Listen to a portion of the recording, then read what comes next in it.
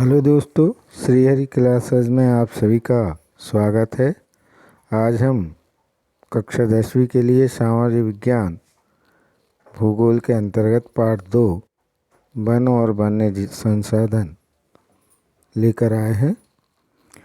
इसमें आपको सारे अभ्यास के प्रश्नों का आंसर मिल जाएगा। जो भी हमारे चैनल पर नए हैं वो चैनल को सब्सक्राइब करें, अपने दोस्तों मित्रों में शेयर करें और लाइक करें। धन्यवाद। सबसे पहले बहुविकल्पीय प्रश्न है, इनमें से कौन सी टिप्पणी प्राकृतिक वनस्पति जात और प्राणी जात के ह्रास का सही कारण नहीं है? तो सही उत्तर हो जाएगा तीव्र औद्योगिकरण और शहरीकरण। इनमें से कौन सा संरक्षण तरीका समुदायों की सीधी भागीदारी नहीं करता? तो इसका आंसर हो जाएगा वन्य जीव पशु विहार का परिसीमन। अगला है, निम्नलिखित प्राणियों पौधों का उनके अस्तित्व के वर्ग से मेल करें। तो सही उत्तर दिया हुआ है जानवर पशु, इसके साथ में अस्तित्व काला हिरण ये संकटग्रस्त है, एशियाई हाथी सुभेद्य है, अंडमान जंगली सुअर स्थानिक, हिमालयन भूरा भालू ये दुर्लभ है, गुलाबी सिर वाली बतख ये लुप्त हो चुकी है। निम्नलिखित का मेल करें। आरक्षित वन इसके साथ मेल हो जाएगा। वन और वन्य जीव संसाधन संरक्षण की दृष्टि से सर्वाधिक मूल्यवान वन है। फिर है रक्षित वन, तो इसका हो जाएगा वन भूमि और अधिक क्षरण से बचाई जाती है। अवर्गीकृत वन सरकार व्यक्तियों के निजी और समुदायों के अधीन अन्य वन्य एवं बंजर भूमि। निम्नलिखित प्रश्नों के उत्तर लगभग 30 शब्दों में दीजिए।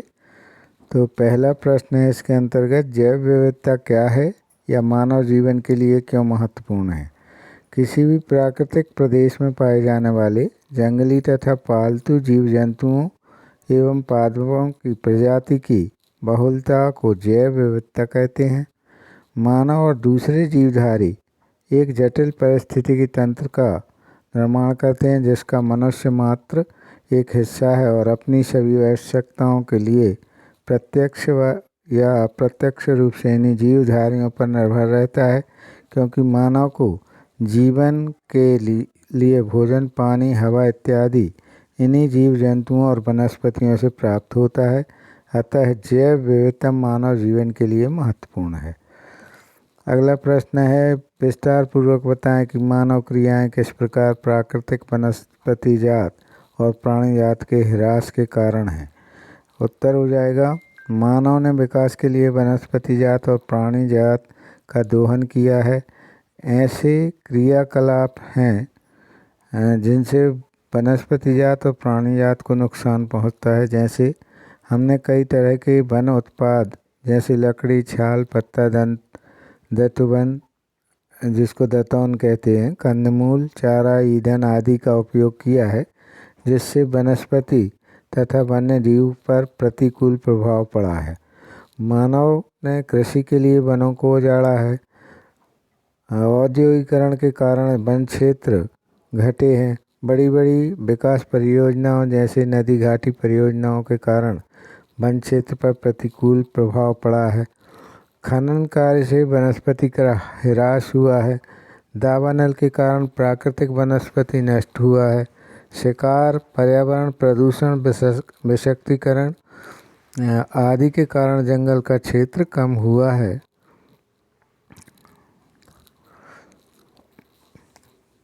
अगला है, निम्नलिखित प्रश्नों के उत्तर 120 शब्दों में दीजिए।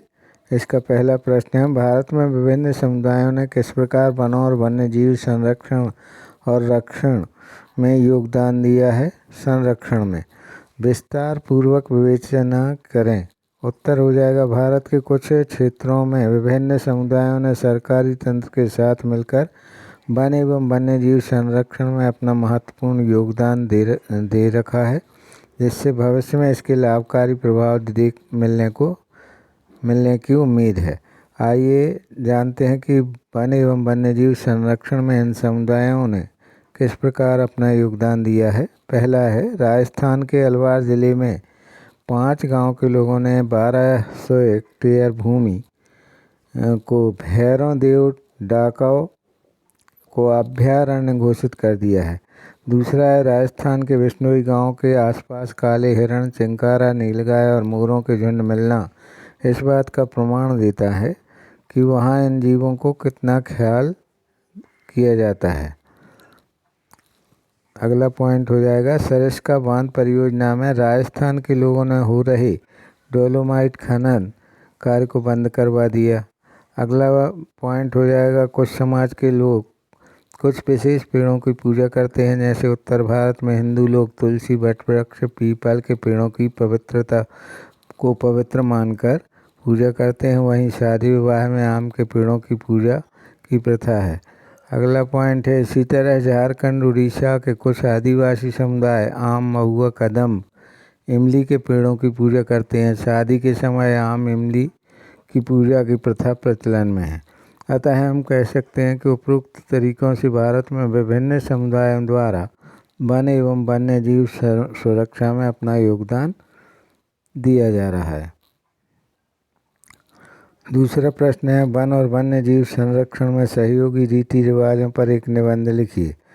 तो इसका आंसर हो जाएगा, भारत एक परंपराओं का देश है। यहाँ के लोग प्राचीन समय से ही प्रकृति के पूजक रहे हैं। आइए जानते हैं कि रीति रिवाज क्या हैं जो वन एवं वन्यजीव संरक्षण में महत्वपूर्ण योगदान दे रहे हैं। नंबर 1 हो जाएगा, भारतीय मंदिरों के आसपास बंदर, लंगूर पाए जाते हैं, जिन्हें लोग भगवान का रूप समझकर पूजा करते हैं और उन्हें खाना भी खिलाते हैं। दूसरा हो जाएगा, भारत के करणी माता मंदिर में चूहों की पूजा की जाती है। तीसरा, इसी तरह राजस्थान में बिश्नोई समुदाय के लोगों द्वारा काले हिरण, चिंकारा, नीलगाय, मोर आदि पशु पक्षियों और वृक्षों की संरक्षण तथा पूजा की जाती है। अगला पॉइंट हो जाएगा, कुछ समाज के लोग कुछ विशेष पेड़ों की पूजा करते हैं, जैसे छोटा नागपुर में आदिवासी समुदाय के मुंडा और संथाल जनजाति के लोग महुआ और कदम्ब के पेड़ों की पूजा करते हैं। उड़ीसा और झारखंड में जनजातीय समुदाय के लोग शादी विवाह के मौके पर आम, इमली के पेड़ों की पूजा करते हैं। अगला पॉइंट है, हिंदू समुदायों द्वारा तुलसी, पीपल, वटवृक्ष आदि को पवित्र मानकर पूजा की जाती है। अगला पॉइंट, राजस्थान में विभिन्न अवसरों पर खेजड़ी वृक्षों की पूजा की जाती है। अगला पॉइंट, हरियाणा में जाड़ी वृक्ष की पूजा विभिन्न अवसरों पर की जाती है। उपरोक्त तरीकों से वन एवं वन्यजीव संरक्षण में भारत की रीति रिवाज अपना योगदान दे रहे हैं। अगला प्रश्न है, जैव विविधता को प्रभावित करने वाले कारकों की चर्चा करें। उत्तर हो जाएगा, भारत जैव विविधता में एक महत्वपूर्ण देश है, पर समय के साथ विकास के कारण विभिन्न मानवीय क्रियाकलापों में जैव विविधता को प्रभावित किया है। ये कारक निम्न प्रकार हैं, तो इनको पॉइंट दे सकते हैं। नंबर 1, फर्नीचर के लिए लकड़ी की मांग बढ़ी है, जिससे पेड़ काटे हैं। जलावन के लिए लकड़ी का प्रयोग किया जाता है, यानी जलाऊ लकड़ी के लिए। तीसरा, कृषि हेतु जंगलों को साफ किया गया है।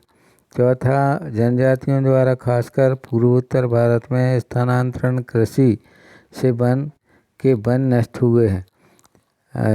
पांचवा पॉइंट है, जंगलों में लगने वाली आग, दावानल के कारण भी जंगल का बड़ा हिस्सा नष्ट हुआ है। छठवां, बड़ी विकास परियोजनाओं जैसे नदियों का परबांध, रेल मार्ग, सड़क मार्ग आदि के निर्माण के कारण बड़ा वृक्ष क्षेत्र नष्ट हुआ है। सातवां, पशुओं के खाल, मांस, हड्डियों के लिए शिकार से कई जीव तो लुप्त हो चुके हैं और कई संकटग्रस्त हैं। आठवां है, खनिज, वाणिज्य, वानिकी, पर्यावरण प्रदूषण, विषाक्तीकरण जैसे कारकों से भी जैव विविधता प्रभावित हुई है। उपरोक्त तरीकों से जैव विविधता प्रभावित हुए हैं। अगला है जैव विविधता कमी लाने वाली गतिविधियों पर रोक के क्या कारण हो सकते हैं। जैव विविधता मानव जीवन के लिए आवश्यक है। कई ऐसे उपाय हैं जिसे करके जैव विविधता कम होने को रोका जा सकता है। पहला है वृक्षारोपण के माध्यम से वन क्षेत्र बढ़ाकर। दूसरा है घरेलू ईंधन में सामाजिक वानिकी एवं कृषि वानिकी का प्रयोग करना। अगला पॉइंट है वन एवं वन्यजीव संरक्षण पर जागरूकता अभियान आयोजित करके। अगला शिकार पर पूर्ण प्रतिबंध लगाकर तथा दोषियों को सजा दिलवाकर। अगला पॉइंट है वृक्षों की कटाई पर प्रतिबंध व दोषियों पर कार्रवाई करके लकड़ी के फर्नीचर के स्थान पर लोहे और प्लास्टिक आदि के फर्नीचर का उपयोग को बढ़ावा देकर। अगला है स्थानांतरण कृषि पर प्रतिबंध लगाकर। इस प्रकार से उपरोक्त उपायों से जैव विविधता को बचाया जा सकता है। अगला प्रश्न है वे प्रतिकूल कारक कौन से हैं जिनमें वनस्पति जात और प्राणी जात का ऐसा भयानक ह्रास हुआ है। उत्तर है विकास के कारण मानव के कई ऐसी क्रियाकलाप हैं जिनसे वनस्पति जात और प्राणी जात का भयंकर ह्रास हुआ है। ये प्रतिकूल कारक निम्न हैं। आवास हेतु भूमि की बढ़ती मांग। दूसरा कृषि हेतु भूमि की बढ़ती मांग। तीसरा बड़ी विकास परियोजनाओं जैसे बांध सड़क रेल मार्ग आदि के निर्माण में। चौथा है वाणिज्य वानिकी के से जैव विविधता कम हुई है। अगला पॉइंट है खनन अभियंत्रित पशुचारण जंगली पशुओं का शिकार दावानल पर्यावरण प्रदूषण और भी विषाक्तीकरण आदि से प्राणीजात और वनस्पति जात पर भयानक प्रभाव पड़ा है, जिससे ये जातियां कुछ तो नष्ट हो चुके हैं और कुछ संकटग्रस्त हैं। इस प्रकार से ये हमारा वीडियो आज का पूरा हुआ। श्री हरि क्लासेस के अंतर्गत आपने ये वीडियो देखा।